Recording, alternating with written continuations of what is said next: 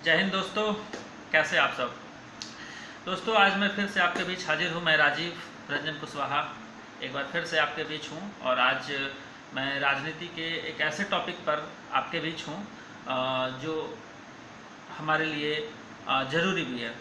दोस्तों, मैं आज आपको एक ऐसे स्टेट लिए चलता हूँ जो राजनीतिक समीकरण और राजनीतिक दशा दिशा के मामले में आज के भारतीय राजनीति में बहुत ही इम्पोर्टेंट स्थान रखता है। एक ऐसा राज्य मैं आपको लिए चल रहा हूँ आज, जहाँ की चकाचौंध दिखाकर हमारे सीएम नरेंद्र मोदी जी भारत के पीएम बन बैठे थे। आप समझ चुके होंगे कि मैं किस राज्य की बात कर रहा हूँ।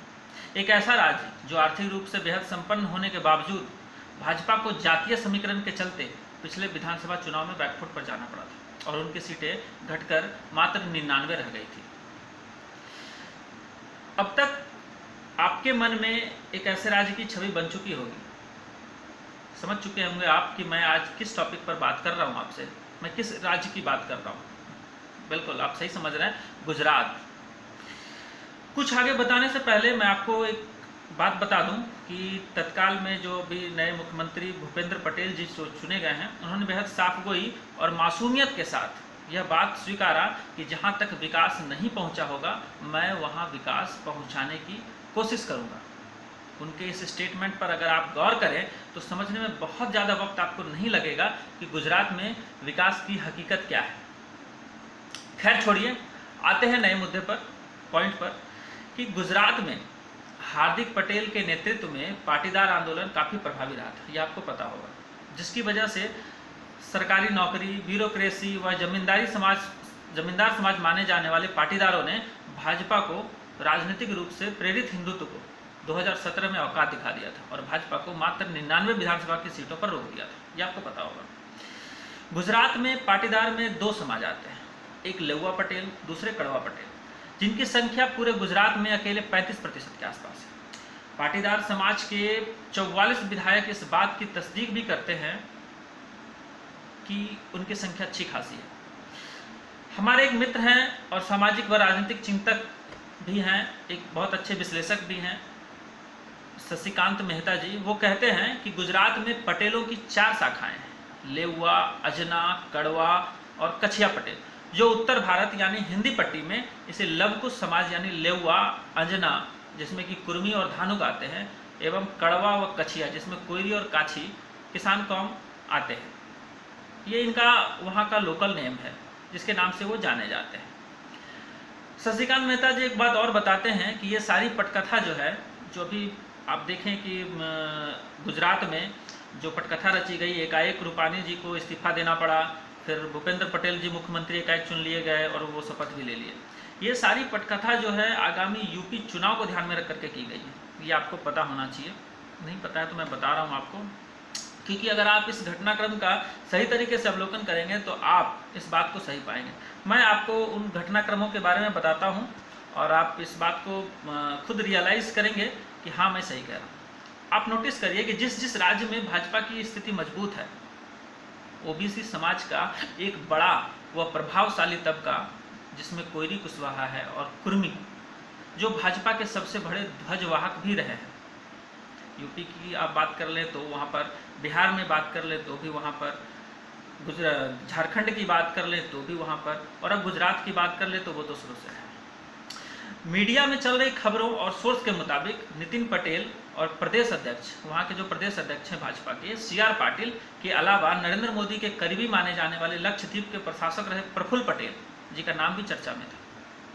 साथ में केंद्रीय स्वास्थ्य मंत्री मनसुख मांडविया, पुरुषोत्तम रूपाला और राज्य के पूर्व गृह मंत्री गोवर्धन झड़फिया जैसे दावेदारों के नाम भी उभर कर सामने आ रहे थे। लेकिन मुख्यमंत्री बनाया गया किनको? भूपेंद्र पटेल को। भूपेंद्र पटेल एक्चुअली में पाटीदार समाज से आते हैं, वो पाटीदार समाज जो बहुत बड़ी आबादी रखता है। कड़वा पटेल, जो आमतौर पे वहाँ पे कोयरी काछी समुदाय के लोग उस कैटेगरी में वो आते हैं। देखिए दोस्तों, मैं आपको एक बात बता रहा हूँ कि मैं अपना जितना जो मैंने विश्लेषण किया है और मेरा जो अपना पर्सनल एक्सपीरियंस है, मैंने राजनीति को बहुत करीब से देखा है, समझा है, और एक लंबे अनुभव के बाद इस निष्कर्ष पर मैं पहुंचा हूं कि कोई भी पार्टी पार्टी की चयन समिति अपना प्रतिद्वंदी नहीं चुनती है। पार्टी के जो भी नेता होते हैं वो अपना कंपटीटर, भविष्य के कंपटीटर चुनने से भी घबराते हैं। तो उसमें ऐसा होता है कि कम उम्र के नेता, मतलब कोई युवा नेता हो, उसको बुजुर्ग नेता या कह सकते हैं आपकी बहुसंख्यक वर्ग के नेताओं को चुनने से वो बचते हैं, ताकि भविष्य में उन्हें कोई राजनीतिक प्रतिद्वंदिता का सामना ना करना पड़े। यह कॉमन सी बात है, यह ऐसा होता है हर एक पार्टी में, हर एक स्टेट में, कहीं भी, सभी जगह ऐसा है। गुजरात के एक वरिष्ठ राजनीतिक पत्रकार हैं हरि देसाई, वो कहते हैं कि यही तो नरेंद्र मोदी के काम करने की शैली रही है। वे उस आदमी को तलाश लेते हैं जिस पर किसी का ध्यान नहीं जाता है। इसकी एक वजह यह भी है कि वे राज्य में किसी मजबूत नेता को आगे नहीं बढ़ने देना चाहते, लेकिन लोग इसे भाजपा की धूर्तता की जगह खूबी समझ बैठते हैं। इस बात को आप नोटिस करिएगा कि ये भाजपा की क्वालिटी समझी जाती है, क्वालिटी समझ करके लोगों के बीच परोसा जाता है, जबकि यह धूर्तता है। इस बात को नोटिस करिए। पहली नज़र में तो लोगों को यही लगता है कि बीजेपी ने राज्य में पाटीदार मतदाताओं के समूह को खुश रखने के लिए भूपेंद्र पटेल को मुख्यमंत्री बनाया। राज्य के पाटीदार मतदाताओं का बड़ा तबका भारतीय जनता पार्टी से पिछले कुछ समय से लगातार नाराज भी चल रहा था। आप देख रहे थे, क्योंकि पाटीदार आंदोलन हार्दिक पटेल जी के नेतृत्व में चल रहा था, जिसके चलते भाजपा की चुनावी हार ने भाजपा को जातीय समीकरण के हिसाब से सोचने पर विवश कर दिया था। आपको पता होगा कि गुजरात में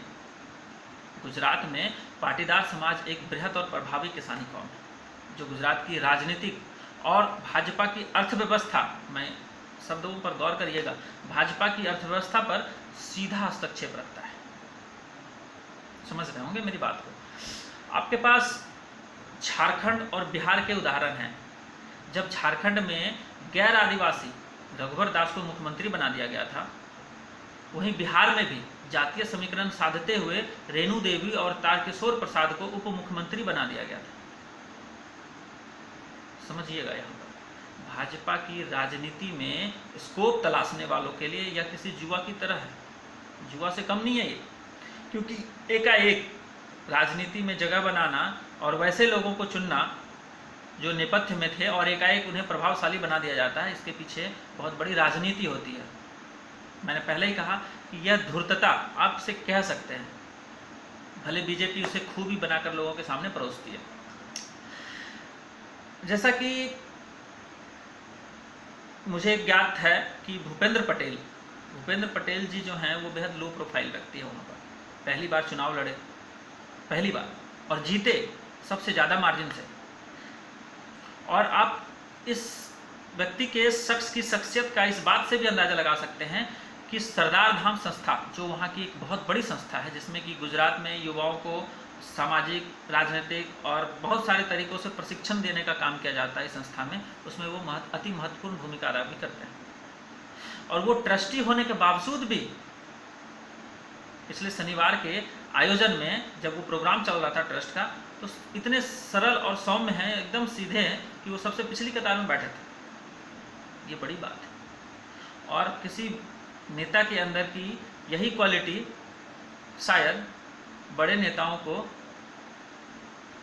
टॉलरेट नहीं करती, उन्हें वो अच्छा लगता है, क्योंकि हर नेता अपने से कमज़ोर और मामूली और साधारण नेता का चुनाव करना चाहता है। पीछे बैठने वाले भूपेंद्र पटेल को नरेंद्र मोदी ने अब गुजरात में सबसे आगे कर दिया, पिछले मुख्यमंत्रियों की तरह। अब कितने साल के लिए ये कहा नहीं जा सकता, लेकिन आप मान सकते हैं कि जब तक भाजपा की आगामी चुनावी बैतरनी पार ना हो जाए, तब तक तो वो मुख्यमंत्री रहेंगे। यूपी के उप मुख्यमंत्री केशव प्रसाद मौर्य इसके उदाहरण हैं। धन्यवाद दोस्तों।